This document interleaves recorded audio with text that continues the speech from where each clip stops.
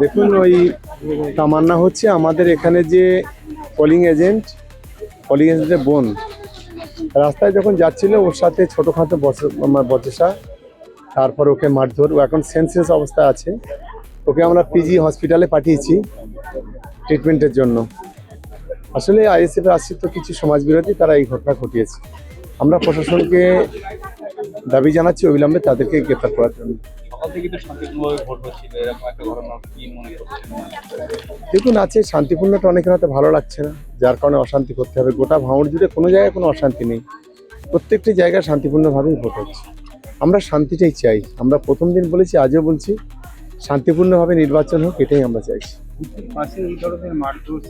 বুথের পাশে মানে এখান থেকে 10 ফুট 30 ফুটের মধ্যে সেন্ট্রাল কোর্ট। গতকাল রাত থেকে তৃণমূল কংগ্রেসের কর্মীদের উপরে নারকীয় তাণ্ডব চলছে।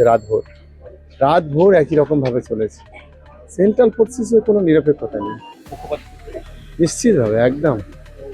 অভিযোগ এটাই, আমরা এখানে ভোট ক্যাম্পিং হচ্ছে, আমরা অসুস্থ যারা তাদের ভোট নিতে গিয়েছি, যে তারাও অসুস্থ টোটোই করে নিয়ে এসেছি। ওদের ওটা রাগ যে আমরা কেন নিয়ে আসবো। তারপর আমরা এখানে ঠান্ডা কিনতে যাচ্ছি, ওরা আমাদের ভিডিও করছে, সেটা থানায় পাঠাচ্ছে। পুলিশ এসে আমাদের বলছে তোমরা বাইরে বার হলে আমরা মহিলা পুলিশকে এনে ওদের ঘরে তুলে নিয়ে যাব। তারপরে এই করতে করতে ফের আমরা বার হয়েছি, ফের ভিডিও করছে। তারপর আমরা প্রতিবাদ করেছি যে কেন আমাদের ভিডিও করছিস। ওরা বলছে আমরা ঠিক করেছি, আইএসএফরা। তারপর আইএসএফরা আমাকে এমন হুমকি দিয়েছে যে তোকে আমি মার্ডার করে দেবো, রাস্তায় ফেলে রেপ করবো। নাজির হোসেন, নূর হোসেন এরাই বলেছে। হ্যাঁ, শান্তিপূর্ণভাবে ভোট হচ্ছে।